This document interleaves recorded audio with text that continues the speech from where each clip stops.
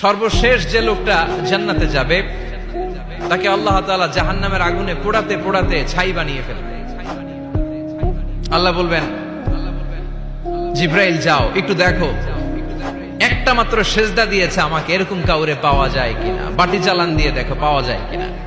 খুঁজে খুঁজে কাউরে পাবে না। আল্লাহ বললেন আবার দেখো, খুঁজে খুঁজে একজনকে পাবে, সামান্য ইমানের ছিটে ফোঁটা তার অন্তরে ছিল।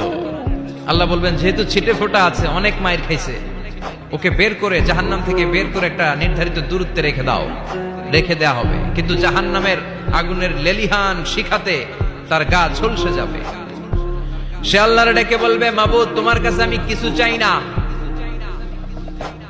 জাহান্নাম থেকে তুমি আমাকে বের করেছো, জীবন নদীর পানি তুমি আমার গায়ের মধ্যে ঢেলে দিয়েছো, আমি আবার সজীবতা ফিরে পেয়েছি। আমি তোমার কাছে জান্নাত চাই না, শুধু নিরাপদ একটা দূরত্বে আমাকে রেখে আসো, যাতে জাহান্নামের আগুন আমারে কষ্ট দিতে না পারে। আল্লাহ, আমি কিন্তু তোমার কাছে জান্নাত চাই না। কি চাই না? জান্নাত চাই না, কিন্তু জাহান্নামের আগুন আমারে কষ্ট দিচ্ছে, এতটা দূরত্বে রাখো যাতে জাহান্নামের আগুন আমার গায়ে না লাগে। আল্লাহ বললেন, ওকে রাখবো, কিন্তু আমার সাথে একটা কন্ট্রাক্টে যেতে হবে, যে এটা তোমাকে দিলে তুমি আর নতুন করে কিছু চাবা না। সে বলবে আমি রাজি, কন্ট্রাক্ট হয়ে যাবে। আল্লাহ জিব্রাইলকে বলবেন, যাও এমন দূরত্বে রাখো যাতে জাহান্নামের আগুন ওরে কষ্ট না দেয়।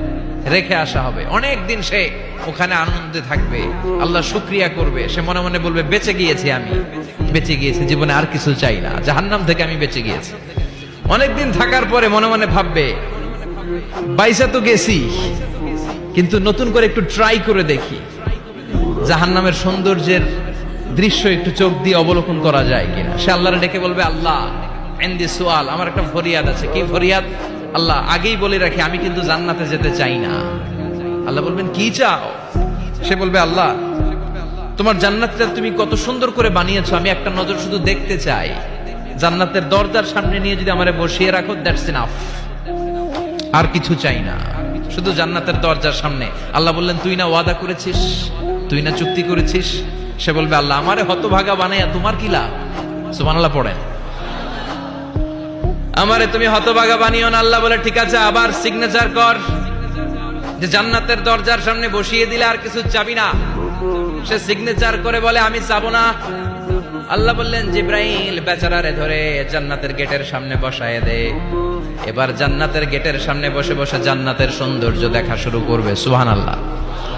এমন সৌন্দর্য যেটা চোখ দিয়ে কেউ দেখে নাই, কান দিয়ে শোনে নাই। ওই সৌন্দর্য চোখে দেখে, কান দিয়ে আওয়াজ শুনে মাগার ভোগ করতে পারে না। অন্তরে জ্বালা আছে না নাই? এয়ার কন্ডিশনের রুমে ঢুকতে না পারলেও, এয়ার কন্ডিশনের রুমের দরজার বাইরে দাঁড়ালো, এয়ার কন্ডিশনের রুমের একটা ঠান্ডা বাতাস গায়ে লাগে না? কথা বলেন তো। ও যখন জান্নাতের দরজার সামনে দাঁড়াবে, ওর গায়েও এরকম জান্নাতের ঠান্ডা বাতাসের হিমেল ছোঁয়া গাটাকে শীতল করে দিবে। ওই শীতল হয়ে যাওয়ার পরে আর তো সহ্য হবে না, আবার আল্লাহরে ডাকবে। মনে মনে ভাববে, আর একটু ট্রাই করি না, দোষ কি, আস্তে আস্তে অনেক দূর তো আগাইছি। সুবহানাল্লাহ কইবেন না? এবার আল্লাহরে বলবে, আল্লাহ ইনদি সুআল, আল্লাহ তুমি যদি কোনো বিষয়ে নতুন করে ডিসিশন নাও, তোমারে জিজ্ঞেস করার মতো কি কেউ আছে? আল্লাহ বলেন, না, আমি তো সব রাজার বড় রাজা, মহারাজা, আমার উপরে তো কারো কথা চলে না। ওই হতভাগা লোকটা বলবে, আল্লাহ এত সুন্দর জান্নাত তুমি বানালাম, চোখ দিয়ে সৌন্দর্য দেখি, কান দিয়ে আওয়াজগুলো শুনি, হুর আর গেলমান হেঁটে বেড়ায়, এত সুন্দর জান্নাত চোখ দিয়ে দেখি, ঢুকতে পারি না, আমারে কষ্ট দিয়ে তোমার কি লাভ? ও আল্লাহ, আমারে তুমি মাফ করে দাও, জান্নাতের চিপার মধ্যে এক কর্নারে তুমি একটু আমারে জায়গা করে দাও। আল্লাহ বলবেন, ওয়াই হাক ইবনা আদম, তোর ধ্বংস হোক হে আদম জাত, মা আগদারাকা, তোর চেয়ে বড় গাদ্দার আমি আমার সৃষ্টিকুলে কাউরে দেখি নাই, কারণ তুই আমার সাথে চুক্তি করিস আর চুক্তি ভঙ্গ করিস। আল্লাহর রহমতের দরিয়ায় তখন জোশ খেলে যাবে, ওর আকুতি মিনতি চাহনি আল্লাহর রহমতের দরিয়ার মধ্যে জোশ লাগিয়ে দিবে। আল্লাহর দয়া হয়ে যাবে, মায়া হয়ে যাবে। আল্লাহ বলবেন, ঠিক আছে, জান্নাতে যা। লোকটা এবার এক দৌড়ে জান্নাতের ভিতরে ঢুকে যাবে। লোকটার দৌড় দেখে আবার লোকটারে আল্লাহ ডেকে বলবে, একটু দাঁড়া, একটু দাঁড়া, জান্নাত তো দিছি, তো দৌড় দিলি কেন? সুবহানাল্লাহ কইবেন না?